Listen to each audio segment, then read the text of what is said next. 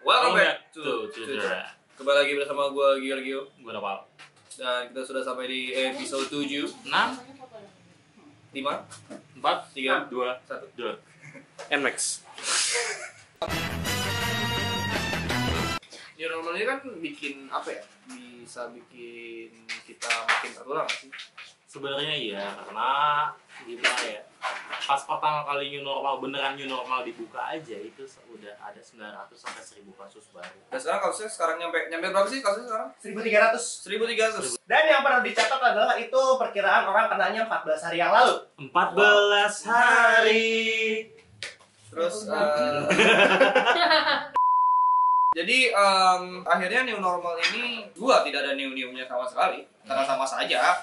Akhirnya pengusaha-pengusaha memutuskan untuk membuka usahanya lagi. Iya, karena butuh uang juga. Karena butuh uang dan pemerintah tidak mau mensubsidi. Pemerintah juga punya uang dari mana? Ya benar, dari mana?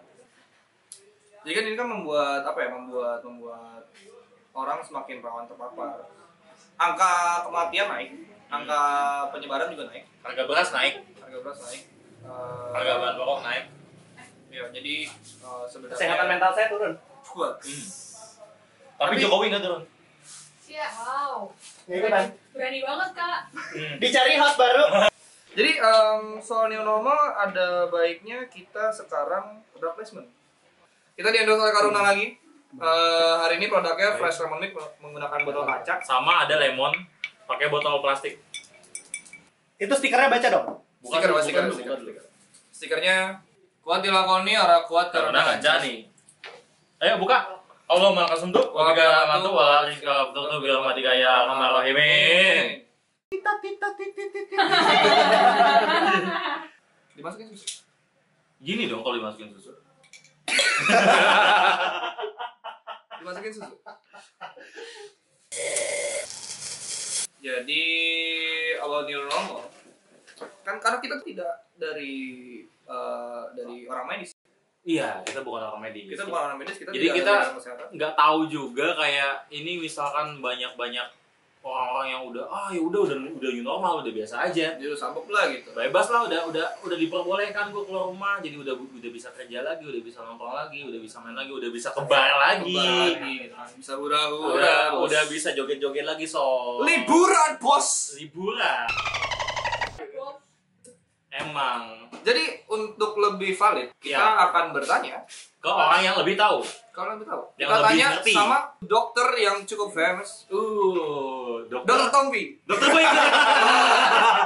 Jadi kita akan bertanya kepada dokter yang cukup valid, cukup mempunyai nama juga, dokter yang tidak mencantumkan gelar dokter di identitas, dokter yang mempunyai banyak fans, dokter yang tentu saja ganteng. dokter yang bikin rahim hangat. Wow. Woi.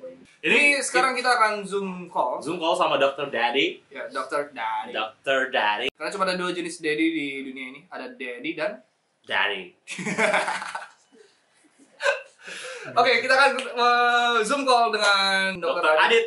atau yang kerap disapa dengan sebutan November Dad. November Dad.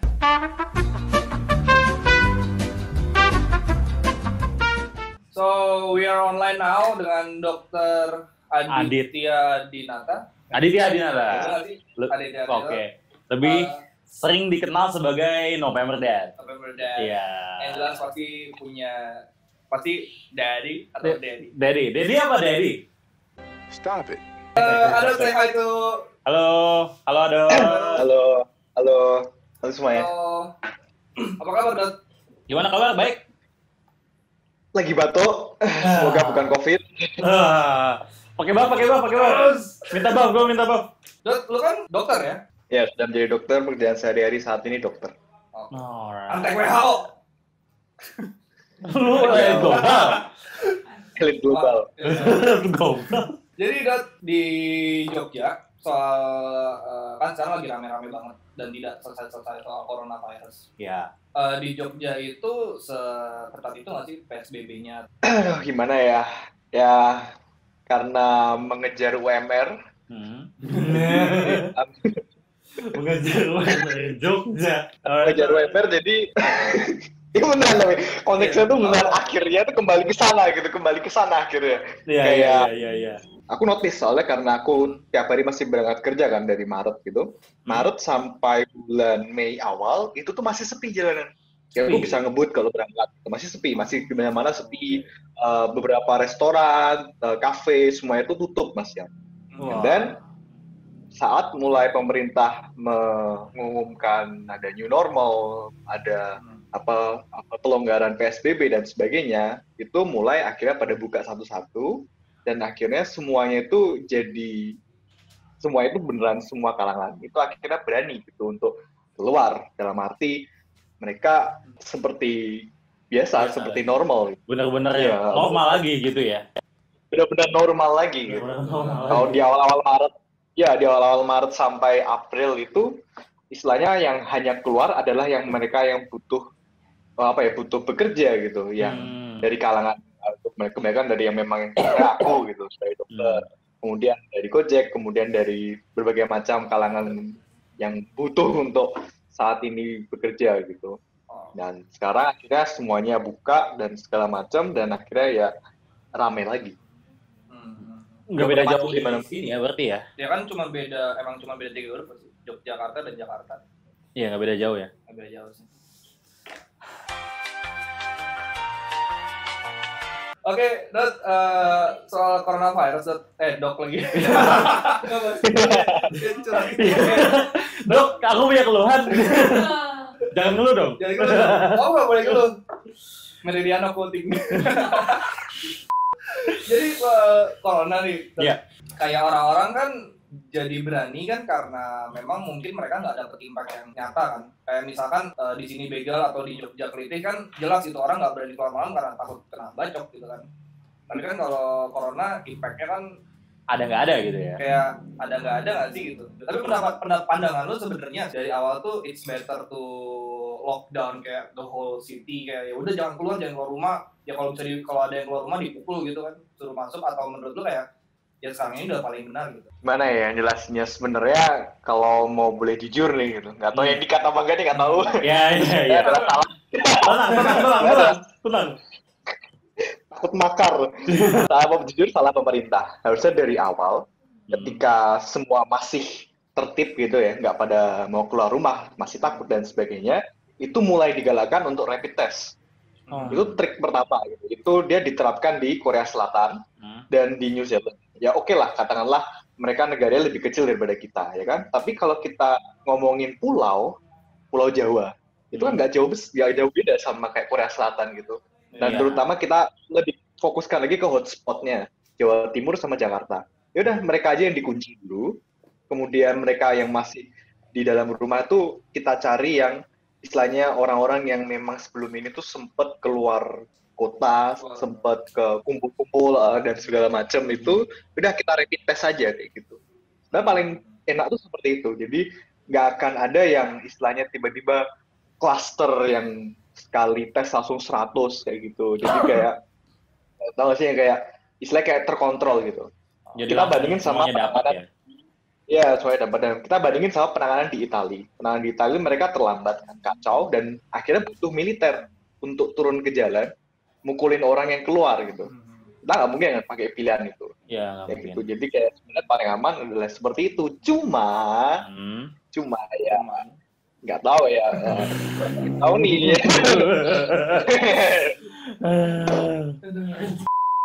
Jadi kalau lihat sekarang ya, itu sebenarnya udah terlalu terlambat kalau kita minta orang-orang buat masuk rumah lagi.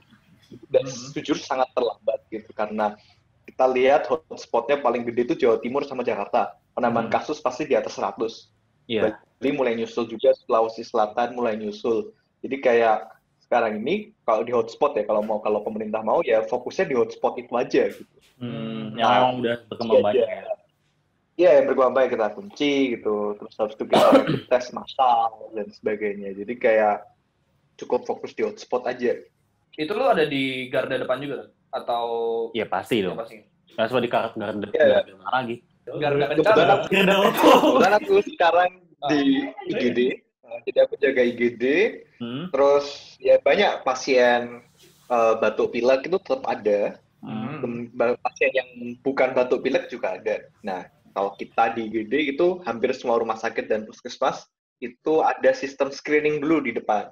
Jadi dari depan itu pasien datang, kita dari pendaftarnya itu istilahnya menanyai ke pasien ada keluhannya apa, ada batuk pilek nggak, ada demam nggak, selama 14 hari terakhir sempat keluar kota tidak, sempat kumpul-kumpul tidak, dan sebagainya. Kalau misalnya ada, nanti dimasukkan ke ruang khusus. Kalau nggak ada, di aman, gitu. Nanti baru masuk ke ruang yang biasa. Penanganannya juga beda. Yang satu pakai alat pelindung diri yang lengkap, yang satu ya alat pelindung diri yang standar aja. Gue penasaran dengan sebuah pekerjaan dokter ya. Maksudnya pekerjaan yang membantu masyarakat banyak. Yang gue penasaran adalah sumpah dokter nih, gue rada curious dengan itu. Dan kayak gimana sih gitu? Itu setiap dokter yang mau baru magang pun juga dia udah disumpah kan? Iya. Nah, sumpah dokter itu banyak nggak sih, atau cuma 5 baris doang gitu, atau banyak banget? Wah, jadi prinsipnya itu kita kuliah S1 kan 3,5 tahun. Kemudian koasisten itu kita istilahnya kayak ditempatkan di rumah sakit itu 1,5 tahun. Jadi total kayak 5,5 tahunan. Kemudian kita ujian. Habis itu kita lulus. Kalau lulus, kalau enggak ya ngulang. Akhirnya kita disumpah dokter. Bisa kita ya membacakan itu dan kita menerapkan itu. Pada prinsipnya itu fokusnya adalah memang di kemanusiaan itu, dari sumpah Hippocrates kan. Dari sumpah Hippocrates kemudian diadaptasi kita ke kemanusiaan. Intinya kayak ya apapun itu pasien itu harus ditolong. Apapun itu kita harus menghargai makhluk hidup bahkan saat masih dijanin. Seperti itu, dan kita nggak boleh saling menyalahkan atau menjelek-jelekan dokter lain. Intinya prinsipnya lebih ke profesionalitas dan dalam profesionalitas dalam pekerjaan.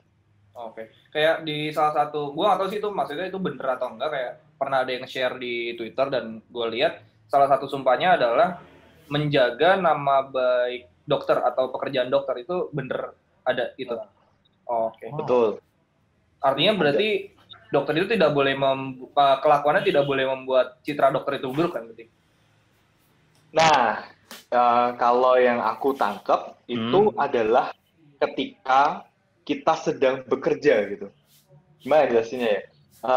Saat kita sedang bekerja, saat kita nge-shift gitu ya misalnya, itu ya kita harus profesional sebagai dokter. Kita adalah dokter, saat kita bekerja sebagai dokter, kita adalah dokter, kita harus menerapkan apa sih yang udah kita pelajari selama 5 tahun tadi. Ada kan soalnya kayak etiko legal dan sebagainya gitu. Ada satu kasus ini terkenal dulu di Jogja, dokter naksir sama pasiennya. Bukan Pasiennya udah punya suami.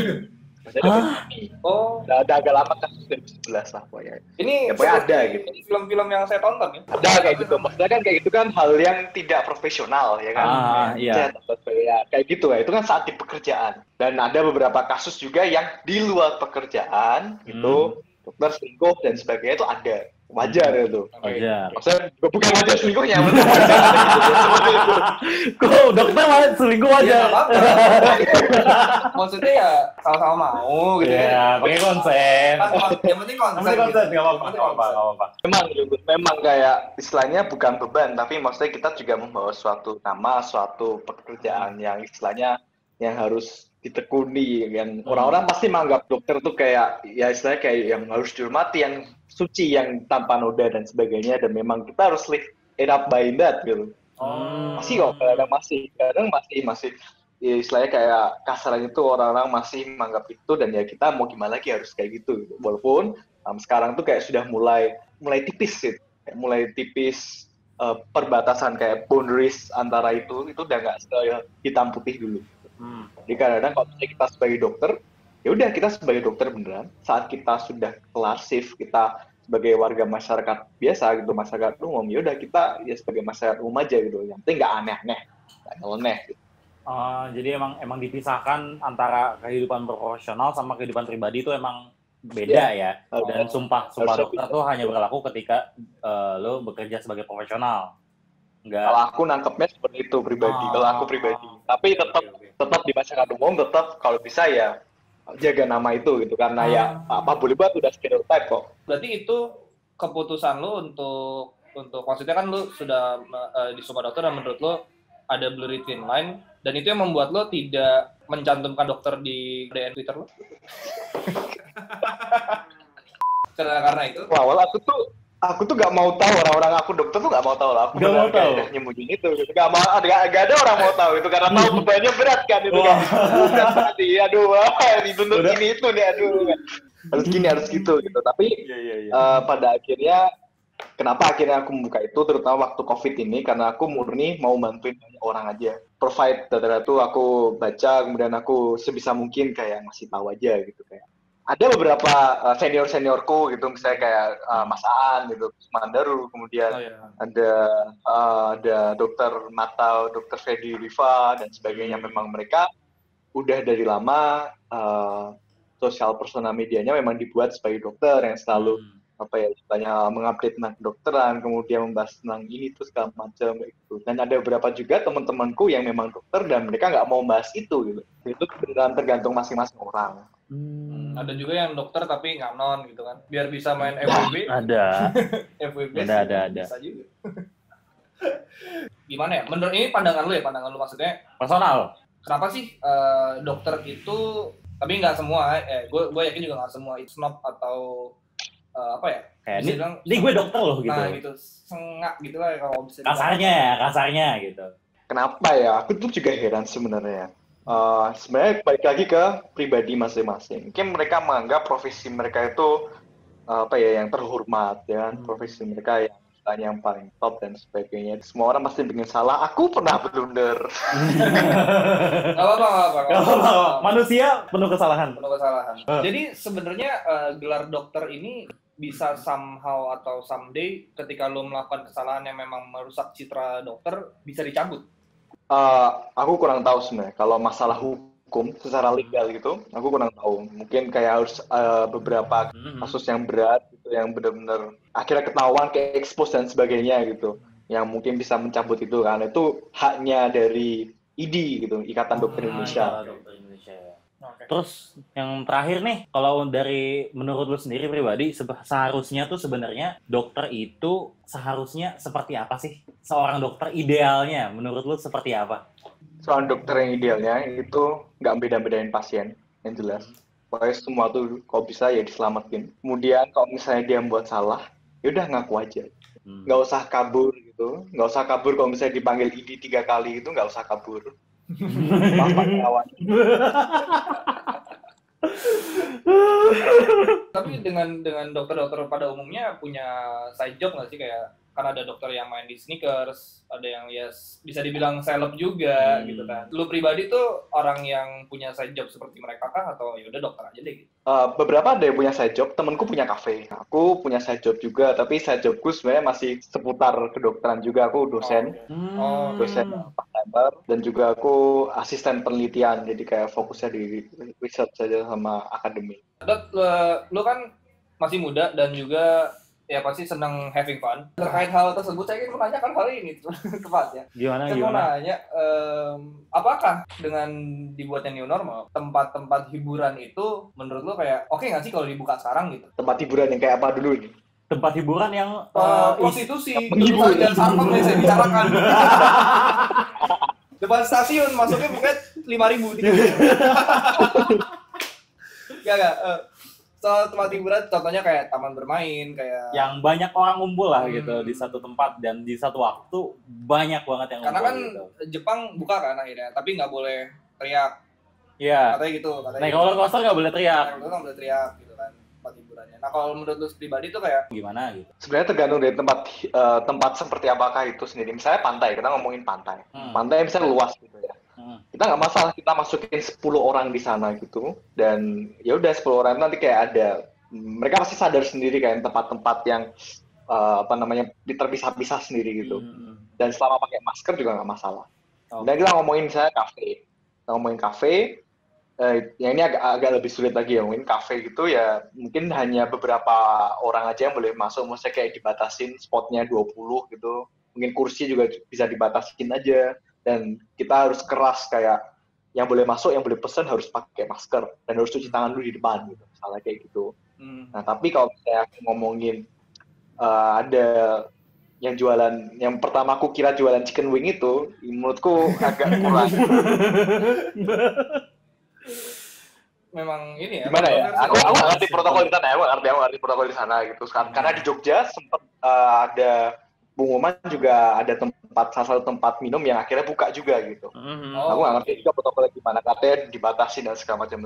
Cuman jujur itu kalau bisa kumpul lebih dari 10 orang itu sebenarnya nggak boleh. Kalau secara peraturan WHO gitu ya, peraturan WHO itu 10 orang ya? 10 orang banget batasannya. Nggak habis pikir sebenarnya sih ini Dot, maksud gue tempat hiburan buka gitu, maksudnya ya roda ekonomi harus berputar lah gitu. Pasti harus. Tapi yang gue rada concern, kenapa universitas nggak buka gitu, atau sekolah, tempat pendidikan gitu kan, yang memang jelas nih manfaatnya atau kegiatannya jelas gitu. Karena gimana ya, aku tuh juga bingung juga untuk masalah itu. Mungkin karena secara saintifik anak-anak itu dia chance lebih besar untuk membawa virus ini gitu.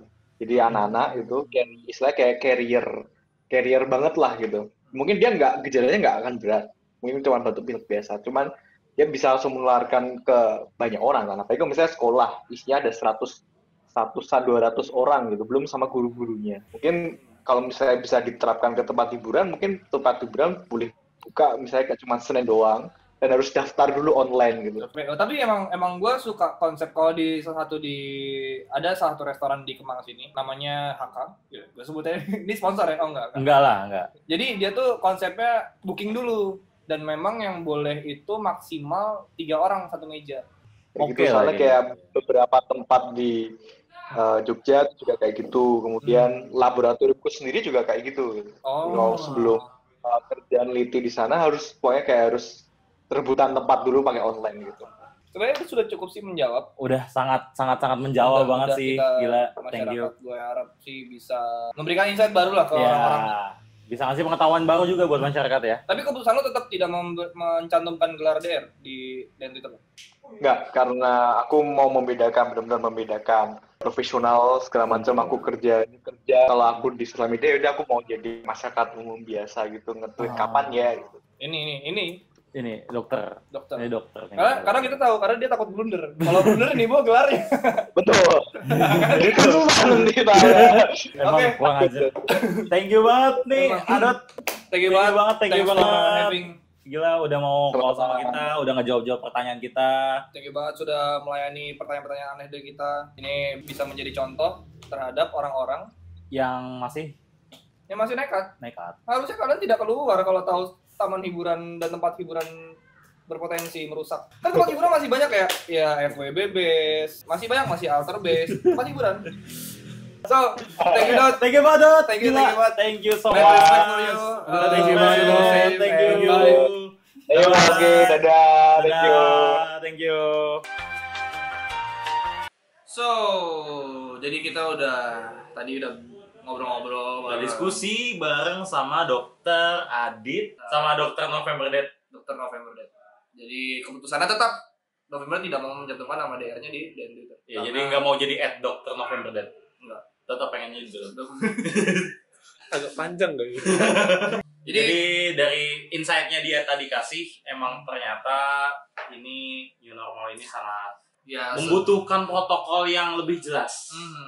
Bisa jalan, bisa dan Bisa, ada bisa. harapan berfungsi, tapi tidak maksudnya butuh peraturan yang lebih ketat, dan lebih jelas. Gitu. Ya, Jadi ya. harus ada standarnya sendiri dari pemerintah. Semoga aja nih corona cepat selesai, cepat kita bisa nyusul New Zealand ya sama Vietnam ya benar. yang udah clear dari coronavirus. Oke, I'm Giorgio Armani. Well, We'll see you on the next video. Bye bye. bye, see you. Ya, Satu Ya, satu udah, jari. cukup. Nah, lu gini-gini nih. Lihat nih. Hehehe.